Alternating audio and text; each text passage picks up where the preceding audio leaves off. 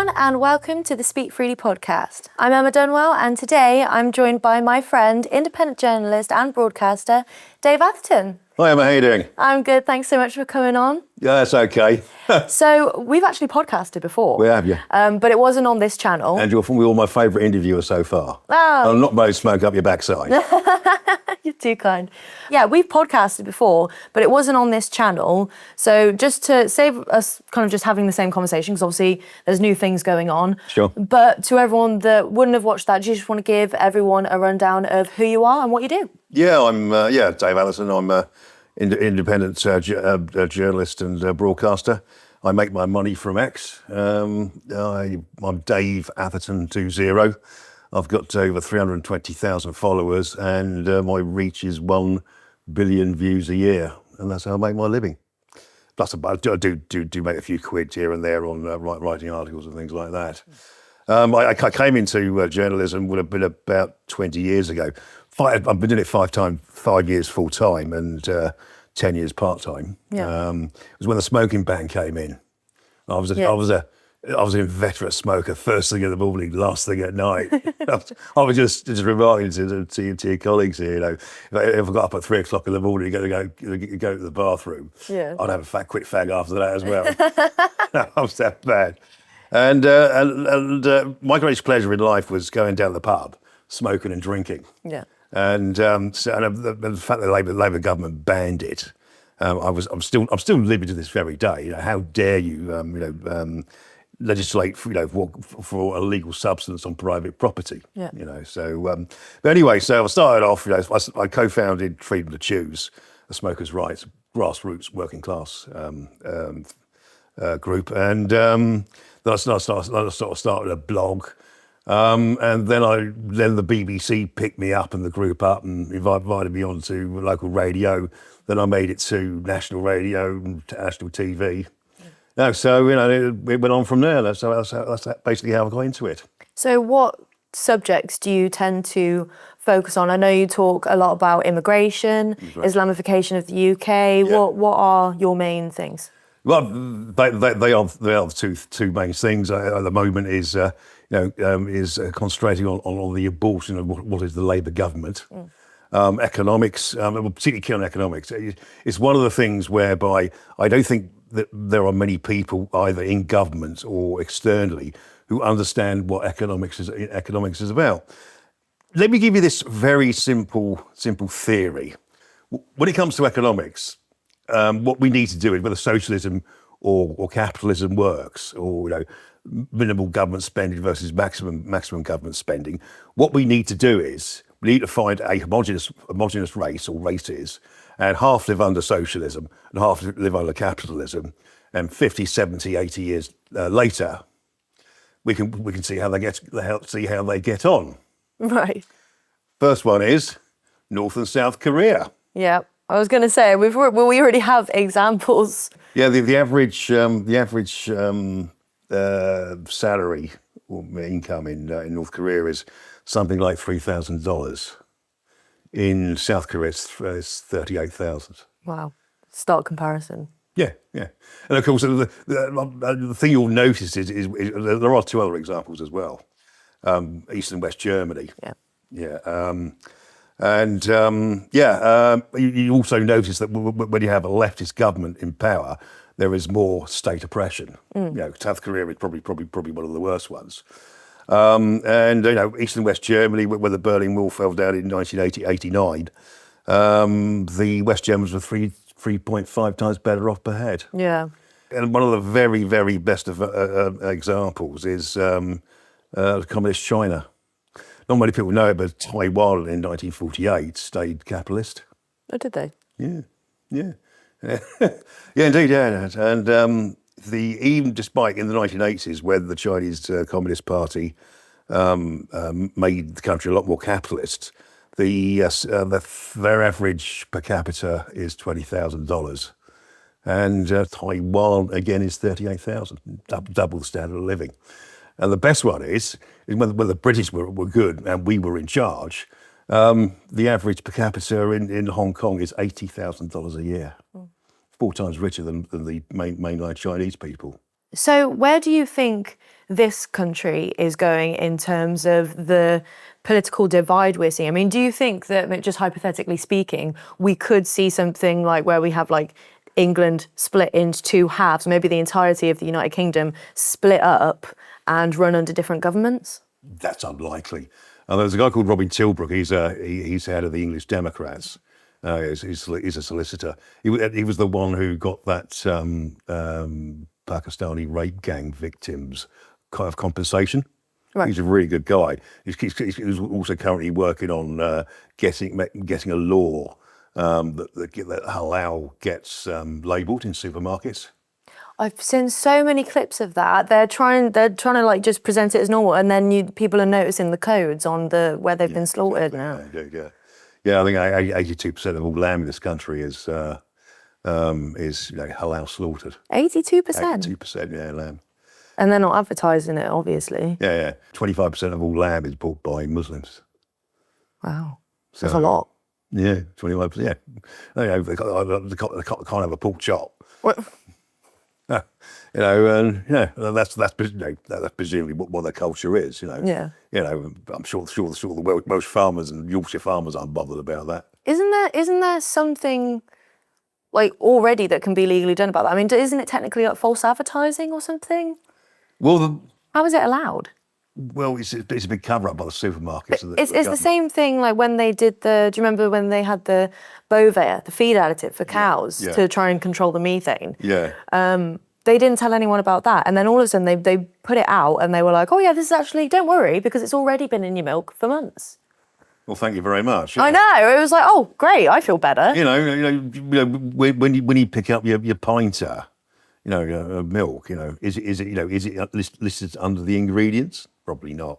No. It really is quite disgusting that, if it really is quite barbaric, the way if it's not pre-stunned, it really is quite barbaric the way that animals are slaughtered under halal.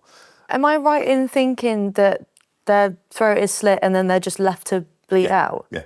See, yeah, I was always taught that, and I grew up in the countryside where I was always like, most of my friends, like, in fact, one of my friends that I went to every weekend, she had this huge farm and we used to like make dents out of the hay bales and stuff. But I was always taught that the most humane way to do it was a bolt, because it's just instant. It's like a human getting a gun to the head. It's straight away. Exactly, yeah. And it takes the animal to die between 30 seconds and 5 minutes.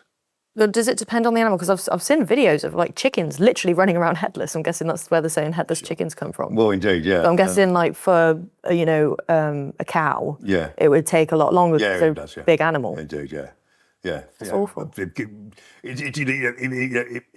the jugular isn't slit enough, it can be up to 30 minutes before they pass away. Oh my Lord. Yeah, and by the way, and also don't be bought in the whole but even under halal slaughter, most people, most animals are stunned. Yes, they are. They are stunned partially, but they have to be conscious enough to hear the Islamic prayer before it dies. And that's part of the whole. I think. Yeah. Right. So if they're conscious enough to hear, then surely they're going to be conscious enough to feel, then just not going to be conscious. They're essentially just paralysing them. Yeah, basically, yeah. But they're not actually getting rid of any of the pain. There's nothing humane about it at all. No. It's nearly as bad, nearly as bad as just doing it completely cold. Yeah. Yeah, no, I forgot what the Jewish word for it. They're also under kosher, it's done like that as well. Although most Jews I know, they're quite happy not to have it ritually slaughtered. I think what would happen is nobody would buy any halal slaughtered meat anymore. Yeah, I mean, the supermarkets are petrified about that. Well, I've seen like videos of the conditions that the animals are kept in beforehand. Yeah. Because even with all of that, people will still try and justify it and say like, okay, so maybe they don't meet a great end, but they're taken care of because it's part of the whole thing that they have to be like clean and well looked after and all this sort of stuff. But then the videos you see of how these animals are kept, CCTV footage, because wasn't there a case not too long ago, a few months ago? Is that slaughterhouse up in Yorkshire? I think so. That sounds, It was yeah. sheep. I think it was sheep. That was it. Yeah, and it was CCTV footage of him basically just beating up the sheep, and the conditions they were kept in, it was like this little concrete courtyard. It was awful. Yeah, it was. That was a halal slaughterhouse. Yeah, it's a joke. And then this is where, in theory, if this is like a broad theme, which it seems to be, this is where our meat is coming from, and we don't have a right to know. Well, exactly. Yeah, I know. It's the other one is Kathleen Blakelock is doing God's work on this one with Robin. So so we can but hope that we get a result that we need. Because I'm not certainly not a vegetarian, but and I like my meat, and I couldn't get over that my bacon butty. But there's one of the reasons I eat pork these days, so much. I'm not a great fan of beef. I don't really like lamb. I like chicken, but I really do like my pork. And you can be assured that it's not being slaughtered in that way. That as well. So that's some of the theory behind that. Because even when I've been food shopping myself, and I've been thinking about, what do I fancy for dinner tonight? And I have literally thought a couple of times, because I see the little things, and I don't know the area codes. I should really look them up, but I don't know what to look for on the little sticker. Sure. So I just go for the pork. It just feels safer. But then that's what everyone is going to start doing eventually. If they don't pass some kind of legislation to say that this now needs to be advertised, the demand for pork products is just going to go through the roof. Exactly, yeah. And that's not going to make the Muslim community happy either. Well, I'm saying, my favourite toy at the moment is Grok, is Elon Musk Grok. Yeah. I'm pretty sure if you put into the Grok search engine what codes are halal slaughtered and which codes are non-halal slaughtered, you probably get out of there. Oh, it'll just tell you all of them? Almost certainly, yeah. Okay, well, that's good. I'll use that then. For example, I thought there was one tweet I was desperate to track down. I've got a libel trial coming up. I'm in court the 12th for calling somebody a Jew hater. Oh, wow. Well, it's just an average day for you, isn't it? Well, yeah, I've batted off 2 already. I've won 2 already, and I've got the third one. I've got to do, and Grok's absolutely wonderful, because I just couldn't find it. I used the X search engine. Yeah. And I just couldn't find it. I tried 20 different ways with different words, and I just went to Grok and I said, I sent an X post out, would have been around March 2024, where they were selling blue octopuses. But basically, what the background to the libel trial is, there was this Iranian heritage woman who was on University Challenge. Right. And she wore what appears to be a Palestinian jacket. Right. And also the team mascot was a blue octopus.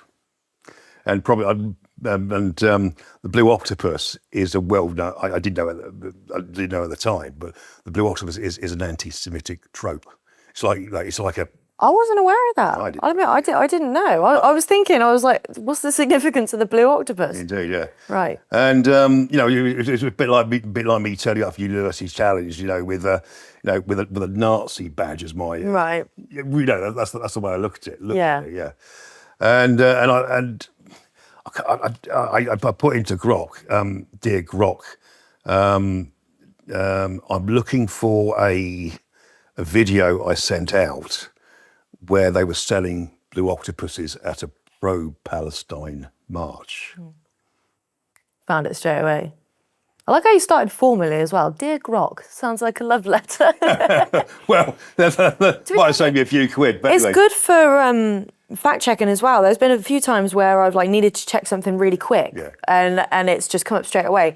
And one time, I think I can't remember what clip. It might have been one of my clips or something, I can't remember, but Father Calvin Robertson had commented under a post saying that more people have been killed by abortion than all of the wars in all of the world. I used Grok to fact check it, and it it does its thing where it shows you how it calculated it, and it showed me everything of that, and it was like, yeah, that's true. more people have been killed in abortions than have been killed in all the wars in all the world. And I just thought that that was absolutely insane. But the fact that it was able to break down all the statistics. Sure. I think there was something else that, like, I made sure that it either it did or did not include ectopic pregnancies. But yeah, it was really quick. I literally use it all the time, day in, day out. It's absolutely fantastic. We've really veered into just doing advertisement for Grok, haven't we? Well, Elon does follow me on X. Oh, well, there we go. He does pay me. So I'm very happy to shill for him, you know. You know, there's nothing wrong with a bit of X grifting, you know. But so another thing that I wanted to talk to you about, what's been going on this week, has been the accidental release of Hudish Kabatu. So I was just wondering that he was the hotel staying asylum seeker in Epic. Oh, right, the Ethiopian guy. Yeah, and he was supposed to be panicking there. I was like, who the bloody hell is he? Sorry. But he was supposed to be being transferred by the prison officers, I believe, to an immigration detention centre. And then I think he was supposed to be deported. It might have been probably under this one in, one out scheme, so it might not have worked anyway. But yeah, because he would have been on remand, wouldn't he? Well, he got sentenced to 12 months. Yeah. And then all I know is that in the article, and there was many, it was saying that when he was being transferred to an immigration detention centre, that was when he was accidentally freed. Yeah. And then it later came out that there was an eyewitness account. I think it was a Deliveroo driver or Uber Eats guy or something. And he said that he saw the prison officers giving him directions to the nearest train station. Yeah. And then it came out that apparently he'd tried to turn himself back in, like, and say, like, aren't I supposed to, like, he was confused and, like, tried to go back, and they were telling him no, and they kept turning him away. So this seems like it was done deliberately, either that or it's just genuinely the most moronic set of staff members in the UK. Right. My understanding is that the prison itself is not necessarily a sort of a punishment prison. It's a remand prison. All right. It's, you know, there'll be lots of comings and goings, you know, of the people that go in there. I also understand the prison officer who did release him has been suspended. Yeah, I heard that. Yeah, so the question is it conspiracy or is it cock up? You know, I think it's cock up. You think? I can't really see that being you know, for somebody who probably would have been out in, because he spent some time on remand. He got a year's sentence, so he'd be out in 4 or 5 months anyway. So no, I really can't see why anyone would want him to be released so early, not unless the Labour government wants him released early. We are into conspiracy theory here, so they can make an example of him and say, "Oh, look, and we deported him." Well, another thing that people are saying is, like, they're going to be saying, like, "Oh, this is another reason why we need digital ID," even though he was spotted multiple times on CCTV, and it still took them 45 hours to track him down. So when we have all this I'm seeing these facial recognition bans pop up everywhere now. And yet it still took so long to find this guy. And even if it was a cock up, the fact that not only has he not even served, he hasn't even served like half the sentence, has he, by this time. It hasn't been very long at all.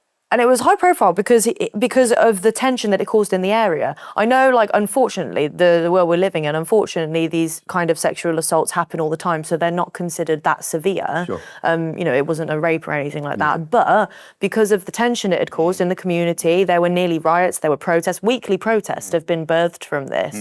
Like, political campaigns have been birthed from this. So it was a high-profile case when you think about it like that. Yeah. So for it to have happened, and then not only, like, for someone to have seen them actually directing him to the nearest train station, I think is just absolutely insane. It really says a lot about the state of policing in the UK. Well, absolutely. Well, Emma, you made some good points on digital ID. So how would having digital ID, do you think the Labour Party would say that would help in the case of the Ethiopian guy whose name I could never pronounce? Well, this is what I don't understand, because the first thing that they came out and said that, oh, you only need it to work. Yeah. Then all of a sudden they were talking about children having it. Yeah. Then it was the veterans, and they were kind of used as like the test run to access services that they're already entitled to, and obviously they're not working. And then he's come out recently and said that you won't actually need digital ID if you don't want it, if you're already employing something, but you will have to pay £85 every time it's necessary to identify yourself. So that's what I mean. I'm just kind of confused about the I'm just kind of confused about the whole thing. I don't actually know what digital ID would be good for at the moment. We were told it was only going to be used if you change jobs. So people who are already employed, they don't have to get, if they stay at that job, they don't have to get it. They can carry on working. Yeah, it's only if they move to a different company. Right. That was how it was presented. But we all know the Labour government is lying through its teeth. It's a tool of control. And also, as well, it's going to be used heavily to clamp down on free speech. Oh, absolutely. Me and you will be. If Labour government had their way, we would be toast. Yeah. I don't know whether you know as well. Ofcom, their aim long term is to bring independent producers like yourselves under the control of Ofcom. Yeah. And or if not, completely destroy you, because they'll produce a lot of red tape, a lot of bureaucracy. It's been costed at £36,000. £36,000, and the cost of maintaining it for a year is £17,000. This is all just to gain more control. Yeah. Because we've got the online harms bill as well. That's had a huge part to play in this. And our thoughts are being policed online, our words being policed. And now, instead of actually checking and verifying the documents and keeping track of everything that we already have in place to deal with this problem, they want to introduce something else entirely. Yeah. And illegals are already illegally working. So how is the digital ID going to make any difference anyway? Exactly, And the other thing is, how many illegal passports are there knocking around Britain at the moment? Can you tell the difference between a legal and a false passport? Well, no, I can't. No. Okay. Well, let's face it. What's his name? Harry Shukman of Hope Not Hate. He was a researcher with Hope Not Hate. He was walking around with a false passport for over a year. Really? Yeah. Yeah. Wow. Yeah. In fact, the Spectator was forced to, presumably by the Home Office, to delete its article on it. Shocker. Yeah, absolutely. The question that Nick Knowles and Joe Mulhall of Hope Not Hate refused to answer is, Harry Shukman went to Poland. Because we went with a far right group to Poland, on a jolly. Right. And the question that Hope Not Hate refused to answer is, did he go under his real name or his false passport? And they refused to answer. Yeah. Typical. Absolutely typical. Yeah. If me and you had done that, we'd be banged up for 2 years and fined 20,000 quid. Yeah. And they get away scot-free. What do you think is going to be where is this going? Because for example, if they are successful in rolling out digital ID, personally, I believe that good always naturally triumphs over evil. I do genuinely believe that people will resist it enough and they won't get to do it. I think they will do as well, yeah. But if they didn't, if hypothetically speaking, digital ID was successfully rolled out, what do you think it would look like for just free speech in general and independent journalism? It'd be the Chinese social credit system. Yeah. Well, I have said before, digital ID is one step away from social credit system. Yeah, indeed, yeah. One day you go and pay for your train ticket or your airport ticket, and it says you're barred from doing it. Yeah. I know on a lot of banking apps at the moment where people do their shopping, it shows you your carbon footprint. Really? Yeah. Already? Yeah. I remember NatWest did it 2 years ago. No, he's like, it's optional. You don't have to do it. Just press on it. But after you bought your petrol, you bought your meat and things like that down at Sainsbury's or Waitrose or wherever it is, it actually calculates your carbon footprint for you. Oh, wow. Well, I suppose that I suppose, like, thinking back to maybe 2-3 years ago, when when everyone was kind of like really, really falling for the climate crisis and everything like that, that would have been something that I probably would have looked at and gone like, oh, I'm curious, you know, like, let's see what we're doing. Even before I switched over my university course, I was doing environmental studies. I know, waste of time. But we did this carbon calculation thing, and I worked it out, and basically, because I was like really, really poor, my carbon footprint was basically 0. And it was literally just from doing that, you can tell that everyone who's getting all these private jets and getting these planes everywhere, they are the ones who have the big carbon footprint. And yeah, it's us who, like, you know, plastic straws going to paper straws, like that's going to make a difference. When I owned I think it's all about conditioning you. Of course, of course. Indeed. It's another form of control. Exactly, yeah. I calculated a private jet. This is when I owned a car. I don't own a car anymore. I'll tell you how green I am in a moment. A private jet only had to be in the air for 17 minutes, and that's my whole fuel consumption for the year. Really? 17 minutes, yeah. Wow, that's insane. 17 minutes. Yeah. The whole year. Yeah. And you know, when they went to, I think it was COP26. Yeah. All the world leaders, they went on private jets. Yeah, I know. And I think there was actually, I can't remember the specifics, but I remember I was watching GB News, and they were talking about how they'd actually knocked down like a bunch of the Amazon rainforest to create a runway for all of their jets to come and land on, to go to the environmental meeting and talk about how they all love and want to save the planet. Like, it's just, you literally can't write it. Yeah, it's all the tree huggers, you know. It's absolutely insane. They're just knocking it down, create a runway. It's It's absolutely insane. Yeah, So what else have you been up to lately? Because obviously, I mean, I've been like trying to cover protests, kind of always doing something every day. So I don't keep up to date as you do, and especially is like you're really good at finding, you know, stats and interesting like facts and tidbits. So what has been in your circulation in the last couple of weeks? Well, indeed, a bit like Blue Peas. Here's one I did earlier. There's been a bit of a row going on X about how many terrorist murders there have been in this country since 2000, and you know, committed mainly by Islamists.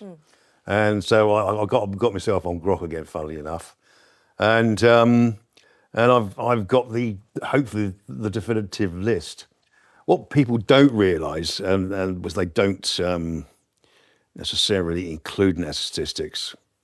But back in 2015, at the Sousse beach in Tunisia, 30 British people were murdered. Yeah. No. You've forgotten all about it? Can anyone remember it? No. 30 British people were murdered by Saifuddin Rezgui, Tunisian, 23 years of age. He was a member of ISIS. Wow. Yeah, the guy threw a grenade and he paralysed the armed guard. And then he got his AK-47 out and killed 30 people. Oh my God! Just open fire. Bloody hell. Just really, so there were other nationalities that were killed as well, including Germans and Dutch, I think. But yeah, you know, if you include those statistics, you know, that really has gone underneath the radar, hasn't it? So do you think that the amount of terror-related murders that we're seeing in this country, like, let's just say, I don't know what the stats are, but let's just say hypothetically 50% of all murders are terror-related. I'm not saying they are, I'm just saying hypothetically. Do you think that there would actually be maybe an additional like 10, 20, maybe 20% that were happening to British citizens and British nationals, but just like while they're on holiday in other countries? Is that something that... Indeed. Well, since 2000, there's been a grand total of 133. 130 attacks separately? Or? Murders. Oh, right, okay. Murders. Probably 20 attacks in the last 25 years, maybe 30. But these are the figures. If you exclude Axel Rueda Cabana, who had an Al-Qaeda manual, and apparently a Belmarsh prison goes to an Islamic ceremony on Friday mornings. Islamists are responsible for 97.1% of all murders. and if you include the Tunisian atrocities, that's 130 out of 133. That's 97.7% of all terrorist murders since 2000 have been committed by Islamists. Wow. Well, when I was at the UKIP demo the other day, Tenkoni was talking about, is it something like 10,000 we've got on the terror watch list? 43,000. It was something that shocks me, I know that much. In 2023, 90% were Islamists. And how many is that? Because I remember he said it's currently the size of 39,000. He said it's currently about like half the size of the functioning British Army. Is that true? Yeah, 39,000. Yeah, that's insane. Yeah, that's terrifying. Yeah, although apparently it's calmed down to 75%. Although I would guess it feels calm. 75%. I don't feel calm. Yeah, I know. Well, yeah. It's one way of putting it. What I think has happened is the PREVENT program has come under pressure from hope not hate. There's far too many Muslims on your list. That's put in a few more. Let's put in a few more right wingers to balance things up. It probably is 80-90% of probably Muslims are the ones who are on the MI5 watch list. Yeah. So, they're busily fiddling the books. In fact, the William Shawcross inquiry into the PREVENT program said that they concentrated far too much on the right and not enough on Islamic terrorism. And Shawcross concluded that people may have died as a result. Wow. By the way, there are 3 murders committed by Europeans on Muslim people. And one was obviously the murder of Joe Cox, Finsbury Park attacks. They were both things. Thomas Mayer, I think, was Joe Cox, and Darren Osborne was Finsbury Park Mosque. And the third one was committed by Ukrainian neo-Nazi. Oh, there's no doubt that there have been attacks on both sides. Yeah, indeed, yeah. Because we've seen it, but to not recognise some people, to not recognise, or for us, to not be able to talk about the consistencies with one side more than the other. I mean, and it's probably more. I mean, how many do we think are doing things but they're not on the terror watch list? Do you know what I mean? And we have more people coming in on the small boats every day into the country. How many of them are terrorists? And we have absolutely no idea. Well, even the figures are 1%. Imagine it's 1%. Well, even that would just. It's basically like, it feels like we're kind of teetering on the edge, and it's just anything. It feels like one more thing could just push us into complete chaos. That's the way it feels at the moment. Well, indeed, yeah. Apparently 9% of British Muslims have views that are in sympathy or in agreement with ISIS. 9%. Was that 9%? 9%, yeah. 9%. But still, that's big. That's how many people would that be roughly? That would be about 3,600. Sorry, 360,000. I think I preferred when you said 3,000. No, even when you said 3,000, I was thinking, still, you can do damage. Sorry. You can do a lot of damage with that. I mean, how many people were involved in the October 7th attack? Do you know what I mean? And like, look how much damage that did. 4? Yeah, the 7th of July 2005 one, sorry, or no, October the 7th in Israel, the Nova Music Festival. Best part 1,200 Israelis died. I don't know how many Hamas were involved. I would guess probably literally hundreds.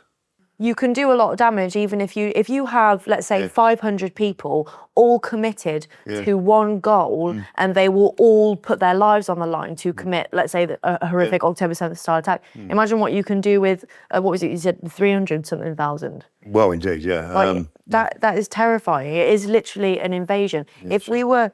This is another thing that irritates me, because I feel like we're just way too papered in as a society. There's bureaucracy that, policy this, legislation that, oh, we can't do this because of that rule and whatever. A couple of 100 years ago, this would have been considered war, an invasion, and we would have just been boots on the ground fighting it. I don't understand how we're allowing it. I know it's just spinelessness from the government. You would like to think you could blame it on the Labour Party, but ever since David Cameron took over the Conservative Party, and when he was in government from 2010 onwards, he basically turned it into a Liberal Democrat Party. Yeah. Barely centrist, Liberal Democrat Party. I mean, it's noticeable the Liberal Democrats have now gone to the left. They're kind of a SDP, SDP type party these days.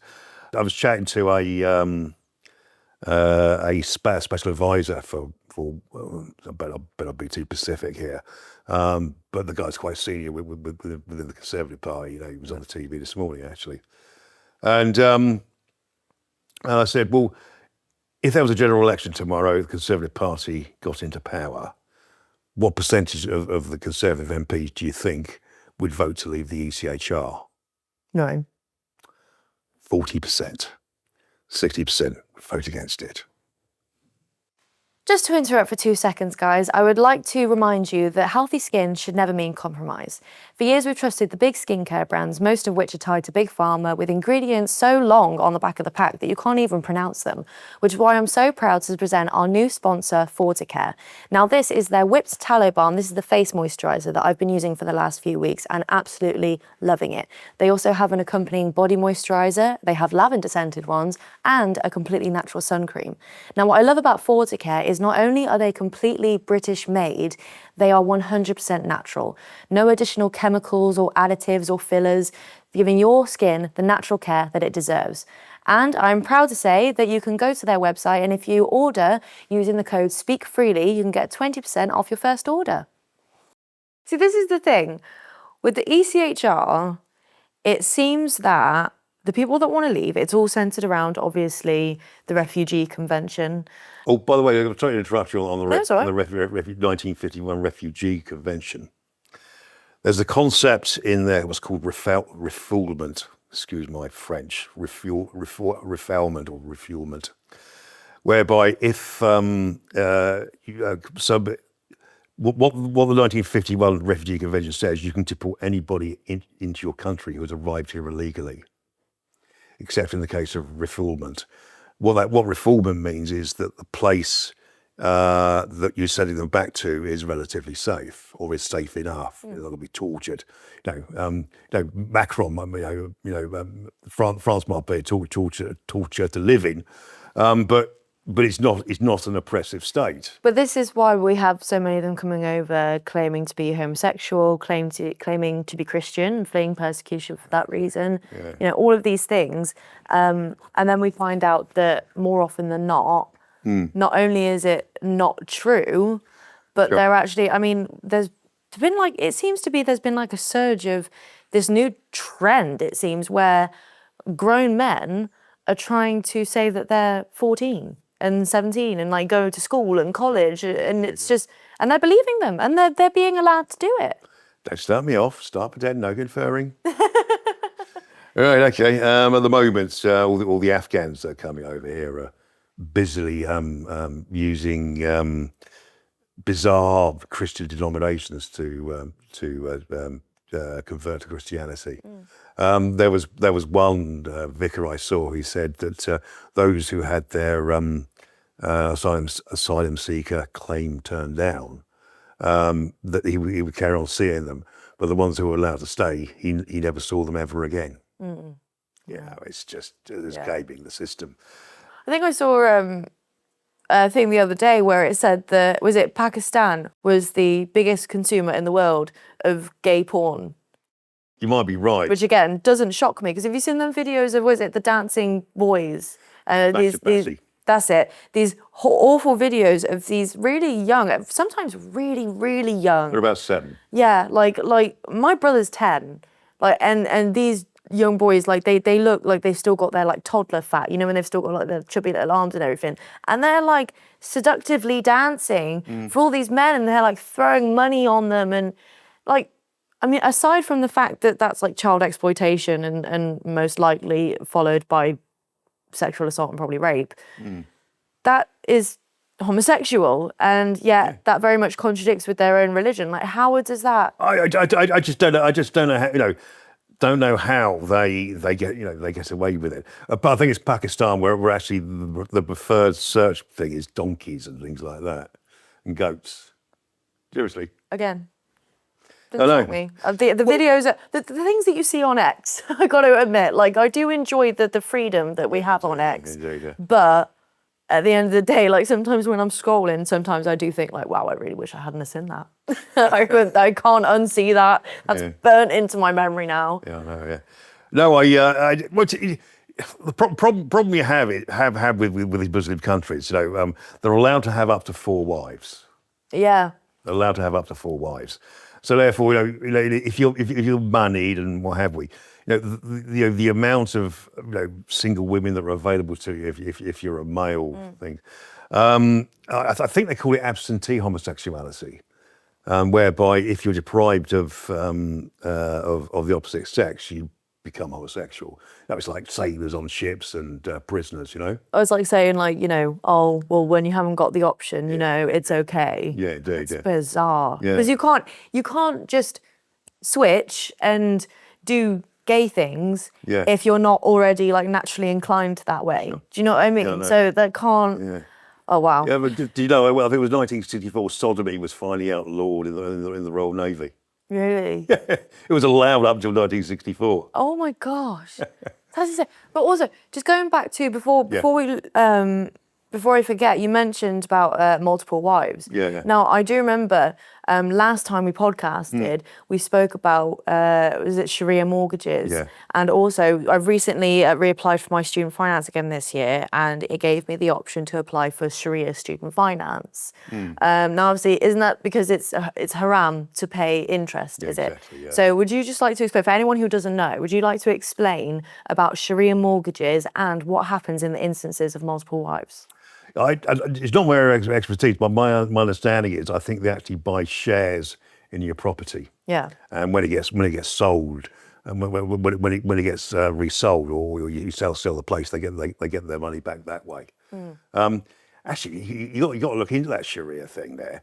It's got to be a scam. Any one of us could, I suppose, I could identify as Muslim and say like, yeah, I'm going to apply for that. I mean, at the end of the day. Why not? Well. This is the thing. I mean, I can't see any legal reason why you can't do that. Well, at the moment, the only reason why I suppose I haven't is it's on principle. But in terms of what are the legal ramifications of it? I mean, I'm assuming that the finance companies would still make their money like you said, they're still going to make their money some way. Yeah. But it's still like, even the fact that it's like being presented as like this weird loophole is just very, very unfair and like actually like quite prejudiced if you look at it, because let's face it, if it was the other way around, and let's say Christians, which is the actual native religion of this country, let's say they had these special privileges, what would everyone else be saying? Well, exactly. Yeah, we all know what they'd be saying. Exactly. Well, no, I suppose there's something that needs to be looked into. Is there any reason a Muslim couldn't apply for a Sharia mortgage or Sharia grant or something like that? I can't legally. That would be discrimination, wouldn't it? And you can't have this limp excuse. Well, it's a religion or what have you. Good luck on that one. You probably want to look into that. Forget your principles. We've saved your money. It's not you who makes the rules. If I do it, and then if I find out that I do eventually pay the interest in some other way, I honestly don't know if I'll be relieved or pissed off, because it's like, well, I've had to pay anyway, or am I relieved because then I know that they have to pay anyway? It's like, I don't know how to feel about this one. Sure. Also, another thing that I wanted to get your reaction to, I'm aware of the time, so we'll be kind of coming to a close, but another thing that I wanted to get your reaction to was the failure, the huge stinking pile of failure that is the 1 in 1 out scheme. The one man that was deported using this scheme came back into the country again on a small boat. Iranian guy, yeah. It's just great. And then there was Keir Starmer saying if anything, this proves it works because he's going to be deported again. Sure. Well, I look upon going back to first principles, I look upon the migrant crisis as being something that's been manufactured by the French and the EU. Yeah. This is our punishment beating. Yeah. Oh, yeah. Because I mean, the majority, I don't know the exact percentage, but the majority of them are coming from France. And last time I checked, France is not at war. Well, you know the reason why? Because Belgium are very good at marshalling their borders. Yeah. None arrive from Belgium because the Belgian police stop them. And so, the French could easily stop them. You look at the way Patrick Christie's GB News, when he went for GB News, he just got on, just found out a few TikTok accounts or got in contact with some TikTok accounts. I'm from Vietnam. I want to go to Britain, and it was dead easy. He easily could have infiltrated it. Easily could have infiltrated it.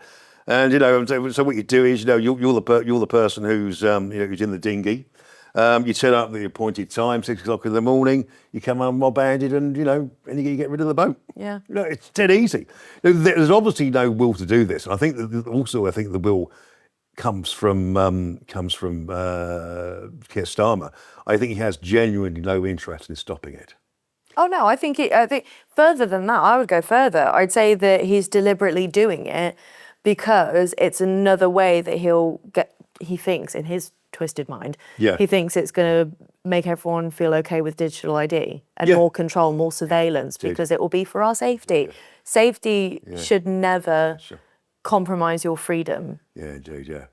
I think what you find, exactly. I think what will happen is I think it is inevitable we will have a terrorist atrocity in the next months, years, or whatever. And I think people like in stealth war. I want everyone to stay within the law. I think there will be a particularly vicious backlash against it. Well, this is what I mean. They were warned. Yeah, it's like there's only so much that people can be pushed until they snap. Yeah. There's been attack after attack after attack after attack. There's been so many violent protests from the leftist side, from the pro-Palestinian side, and then look at how the right-wing protests are getting targeted, the policing that we're seeing with online speech as well. And then, with the migrant crisis, safety of women, the sexual assaults going through the roof. Yeah. At what point are people just going to snap and go absolutely nuts? Yeah, sure. And it's at that point where they'll probably turn around and bring in like martial law or something. You probably might need an extreme reaction like that from the government. People are going to be so angry because we've been banging on about this for months, years, and what have you. I saw a Tommy Robinson video this morning from 2011, 14 years ago, when he was obviously a lot younger, and he gave it there were two facets to it. One was he said, and excuse any paraphrasing here, but he said, I'd much rather have one black patriot than 100 racist white patriots in my movement. Which is good man. And then he said, well, what we're doing today is we're going to Stoke-on-Trent and we're bringing awareness of what Islamification will mean for this country, particularly at a violent level. And and he was obviously denounced at the time for being a racist. 2025. Camilla Tominey said the same. Yeah. Alison Pearson said the same. Douglas Murray has been saying this for a long time. I've been saying it for a long time. But of course, we're all racist, far right, gammon, ignoramuses. Yeah. Awful. It's the same. So if we do react strongly to a terrorist attack in this country, the establishment, the Conservatives as well, and the Labour Party have only themselves to blame. Yeah, 100%. Well, I think a revolt, I guess you could call it, or some kind of revolution, civil war is definitely in the making. Like I said, I feel like we're just teetering on the edge. One more attack. Actually, that reminds me, I was wondering if you've been keeping up with, probably have been more than I have, the recent surge in lockdowns in schools and kind of like men hanging around schools. There was new lockdown tactics, wasn't there, that were emailed out as well. There seems to be something scary going on. Yeah, I think what the government has access to privileged information which they'll never tell us. Yeah, they know how nasty, violent, backward. That's something like 90% of the people that come over for the channel are actually Muslims. and that they know how backward and violent these people are, and what intent they have when they arrive here. But they're obviously far too weak to deal with it. Their way of dealing with it is for for these memos to be sent around the schools. How to deal with the lockdown. They know full well, that all the migrants, illegal migrants that are in the hotel are out there sexually molesting women and girls. Yep. They know they're out there stealing and nicking and being violent towards each other. They know full well about it, and that's probably, but they obviously would never admit to it because they would have to deal with it. And so that is the net result. The schools have got to implement lockdown policies. Well, this is what I've really been, everything that's been going on social media, and I know to a certain extent it's just conjecture and rumour based on, people just kind of connecting the dots between the amount of terror attacks, the amount of kind of like threats online. There have been some people, I've seen screenshots of people saying like weird things about schools and kind of like insinuating, as we say, like, that we're going to go for the kids next kind of thing. And then, together with the lockdowns and these men hanging around outside schools, I just have a really bad feeling that something horrendous is going to happen. And I genuinely do think that it will be that throws this country into chaos. That will be the thing to break it. Because, Southport almost kind of went that level. It only didn't because instead of becoming like a weekly protest like Epping, it lost momentum very quickly because it was flash anger. Do you know what I mean? Yeah. But if this kind of thing was to happen again, even on a larger scale, like if there was multiple attacks at multiple schools at the same time, a coordinated thing, do you know what I mean? Yeah.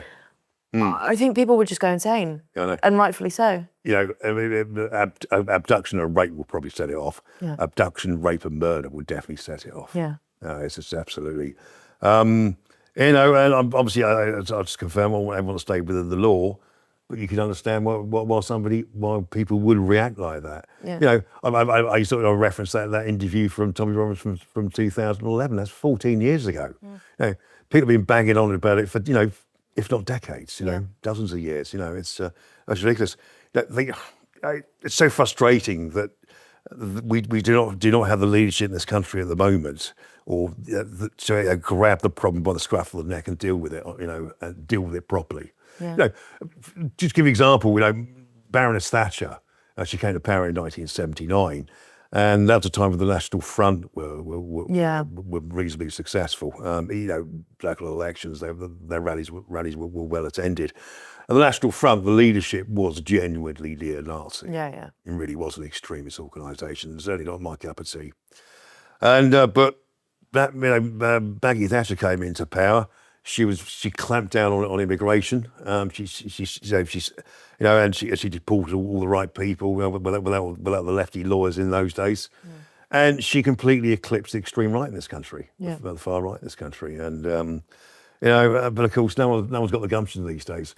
I think they're undermined by the EU, the WEF, United Nations. I'm sorry to sound like a globalist conspiracy theorist here. But it's true. And another thing, what they're doing at the moment, unfortunately, successfully, is they're lowering the bar to what it means to be far right, racist, homophobic, transphobic, all these ists and phobes that we're being called now. Sure. It's all like way down here, and you just have to step a toe out of line, and all of a sudden you're being compared to like Hitler, and it's insane. And I think that is the problem, because that's what has allowed the actual far right, the actual racists, to kind of muster up again. Disguising themselves in with us, which is again frustrating, because it's like, and you know what, people on our side are probably guilty of doing the same thing, where we might call someone like extreme leftists because they believe in they believe that a man can be a woman or whatever, but other than that they might actually be a lovely person, they might be reasonable in other things, do you know what I mean? Like, but this is why I think division is the thing. Modern warfare isn't drones and everything, it's information, and this is the battle that we're in at the moment. Well, exactly, yeah. No, I always describe hate as extreme left. That's one of my few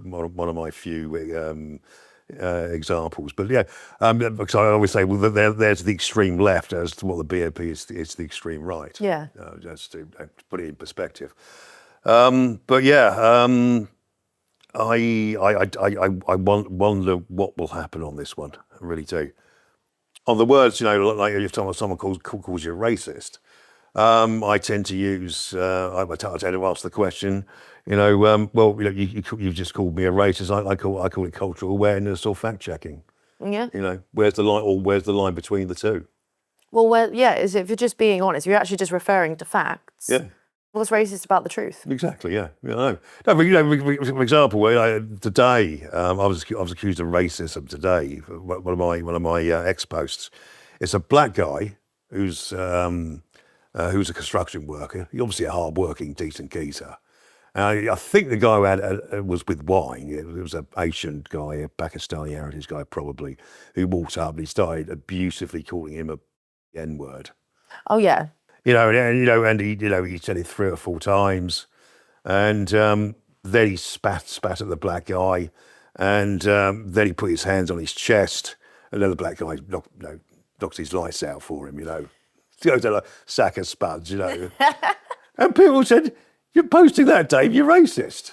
I'm sorry. It was no comment. Yeah. He called him the N-word, and then he punched him. Like what? He was Asian. He was black. Yeah. And you're the racist.